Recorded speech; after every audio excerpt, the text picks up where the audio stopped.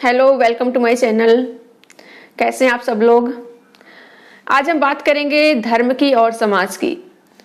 जैसा कि हमारे समाज में, हमारे देश में धर्म का बोलबाला है और हमारे देश में ज़्यादातर लोग धार्मिक हैं। वो किसी न किसी धर्म को फॉलो कर रहे हैं। कोई हिंदू धर्म को फॉलो कर रहा है तो कोई इस्लाम को, कोई क्रिश्चियन को, और ज़्यादातर यहाँ पर हिंदू धर्म को फॉलो करने वाले लोग हैं। बहुसंख्यक हिंदू धर्म ही है।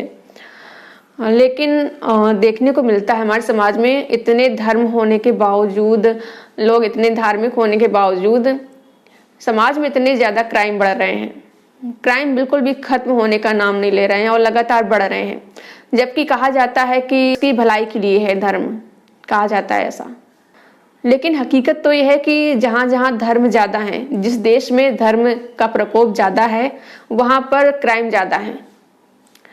आंकड़े उठाकर देख लीजिए किसी भी देश में जहाँ पर ज़्यादा धर्म का है बोलबाला है, वहाँ पर ज़्यादा क्राइम्स हैं, वहाँ पर लोगों की ज़िंदगी ज़्यादा बदहाल है। ये एक फैक्ट है। जहाँ पर ज़्यादा धर्म का प्रकोप होगा, ज़्यादा धर्म को मानने वाले लोग होंगे, वहाँ पर ज़िंदगी बदहाल होगी लोगों की। हमारे देश में का एक उदाहरण, बढ़िया उदाहरण है कि यहाँ पर बहुत सारे लोग हैं जो धार्मिक हैं, धर्म को फॉलो करते हैं, लेकिन यहाँ पर बहुत ज़्यादा क्राइम्स है, भ्रष्टाचार है, इतने सारे रेप हो रहे हैं रोज़, बच्चियों से रेप। यहाँ तक कि जो धर्म को मानने वाले कट्टर लोग हैं और पुजारी हैं, वो लोग भी, पुजारी हैं, मौलवी हैं, पादरी हैं, ये लोग भी बच्चियों का रेप कर डालते हैं, महिलाओं का रेप करते हैं। बहुत सारी खबरें आती हैं, ऐसे बहुत सारे केस हैं और कई केस तो सामने आ ही नहीं पाते हैं, उनको छिपा लिया जाता है। इससे भी बहुत ज़्यादा आंकड़े हैं, जो इतने सारे क्राइम्स हैं, रेप हैं, इनके मामले बहुत ज़्यादा हैं और अधिकतर लोग ये क्राइम करने वाले धार्मिक लोग ही होते हैं। तो अब बताइए कहाँ से हुआ कि धर्म मनुष्य की भलाई के लिए है, धर्म अच्छाई सिखाता है और जो तरह तरह की बातें कही जाती हैं कि धर्म में दया, अहिंसा, ये सब सिखाता है, लेकिन हकीकत तो कुछ और ही है। धर्म ग्रंथों को पढ़ा जाए, धार्मिक किताबों को पढ़ा जाए तो उसमें भी बहुत सारी आपत्तिजनक बातें लिखी मिलती हैं और ये कहना गलत नहीं होगा कि धर्म मजहब ही सिखाता है आपस में बैर रखना। जबकि एक कहावत उल्टी बनी हुई है कि धर्म नहीं सिखाता है, मजहब नहीं सिखाता है आपस में बैर करना, लेकिन हो इसका उल्टा रहा है। ये कहावत बिल्कुल उल्टी लिखी गई है जिसने भी लिखी है। और बात करें नास्तिकता की तो देश में नास्तिकता मतलब जो लोग ईश्वर को नहीं मानते हैं, किसी काल्पनिक शक्ति, अलौकिक शक्ति को पर विश्वास नहीं करते हैं, उनको एथीस्ट या नास्तिक कहा जाता है।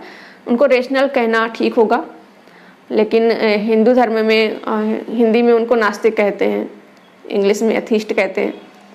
और अब तो बहुत सारे लोग नास्तिक लोग हैं जो वो खुद को धर्म मुक्त भी कहने लगे हैं। लेकिन हमारे देश की सरकार भी इसको बहुत ज़्यादा बढ़ावा दे रही है, अंधविश्वास को, धर्म को। वहीं मीडिया भी, जो मेन स्ट्रीम मीडिया है, वो भी बहुत ऐसी खबरों को बढ़ावा देता है। मीडिया का बहुत बड़ा हाथ है अंधविश्वास को और धर्म को फैलाने में, जो कि गलत है बहुत ज़्यादा। इससे समाज का नुकसान ही हो रहा है। लोग बस धर्म में उलझे रहते हैं, धर्म, भक्ति, आस्था, पूजा पाठ में उलझे रहते हैं और वो मतलब सरकार से कोई सवाल नहीं करते हैं। उनको लगता है मंदिर बन गया तो बस सब कुछ अच्छा हो जाएगा। सरकार ने इतने सारे मंदिर बनवाए बड़े बड़े, लेकिन उससे क्या फ़ायदा हुआ?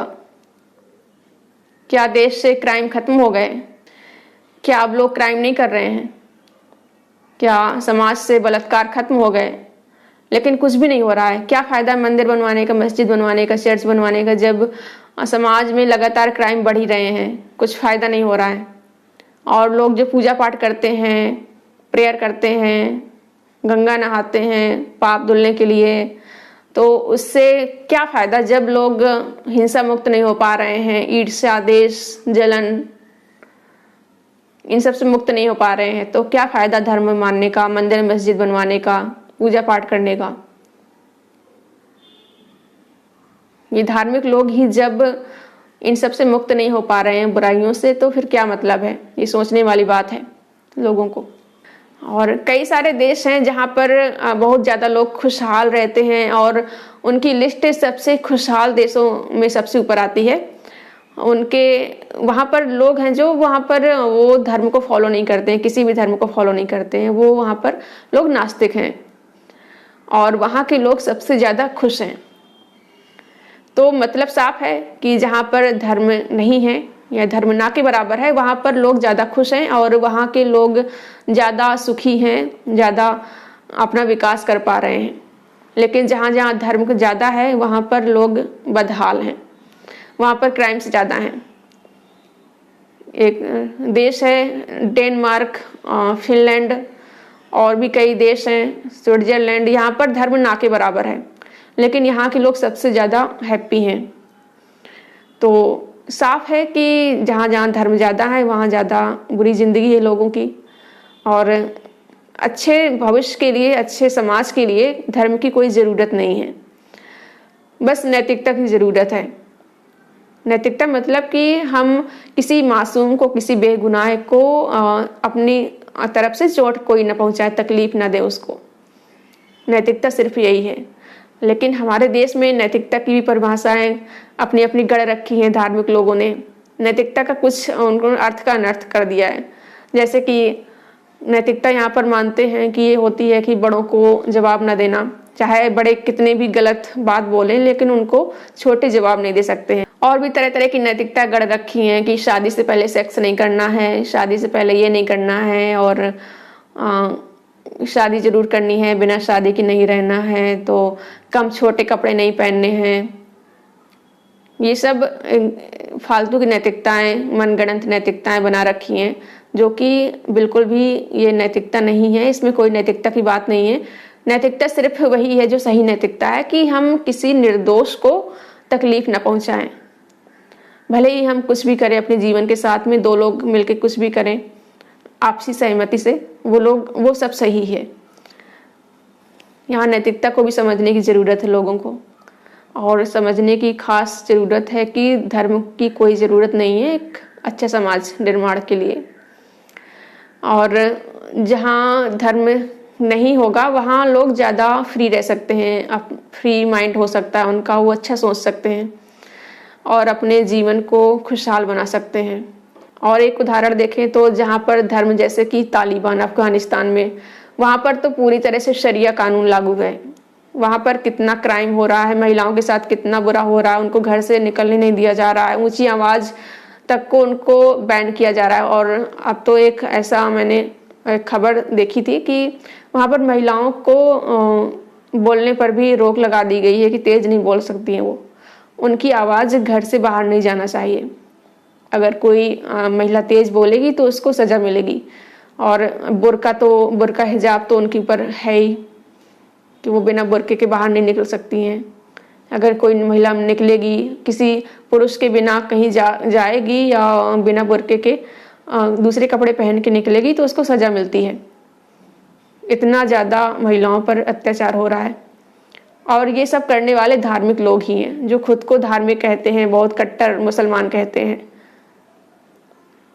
शरिया कानून आप लोग जानते ही होंगे कि इस्लाम का है, वहाँ पर शरिया थोपते हैं महिलाओं पर, जबकि पहले ऐसा नहीं था। जब से धर्म का प्रकोप ज़्यादा हुआ, धार्मिकता वहाँ पर ज़्यादा थोपी गई लोगों पर, और वहाँ पर जो अब तालिबान लोग हैं वो खुद को बहुत ज़्यादा धार्मिक मानते हैं और वो चाहते हैं कि सारे लोग इसी तरह से रहें जैसा वो चाहते हैं, इस्लाम में जैसा शरिया में लिखा हुआ है। ऐसा ही हर धर्मों के साथ में है। क्रिश्चियनिटी के साथ भी ऐसा ही है। पहले जहाँ जहाँ क्रिश्चियनिटी ज़्यादा लागू होती थी वहाँ पर बहुत सारे पहले वैज्ञानिकों को भी सूली पर चढ़ाया गया था।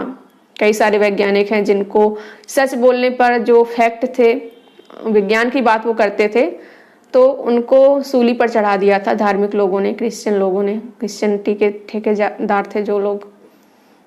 और यही हाल हिंदू धर्म में भी है। यहाँ पर कोई हिंदू धर्म के खिलाफ बोलता है उसको भी लोग मारने को उतारू हो जाते हैं। कई लोगों को मार भी चुके हैं और खुद को धार्मिक कहते हैं, खुद को बहुत महान समझते हैं, जबकि नास्तिक देशों में ऐसा बिल्कुल भी नहीं होता है। वहाँ के लोग बिल्कुल आज़ाद रहते हैं, किसी को नुकसान नहीं पहुँचाते हैं। इंसानों, कम से कम इंसान को नुकसान नहीं पहुंचाता है। और जो नास्तिक देश हैं उन्हीं की लिस्ट सबसे ऊपर आती है जब रैंकिंग तैयार होती है खुशहाल देशों की।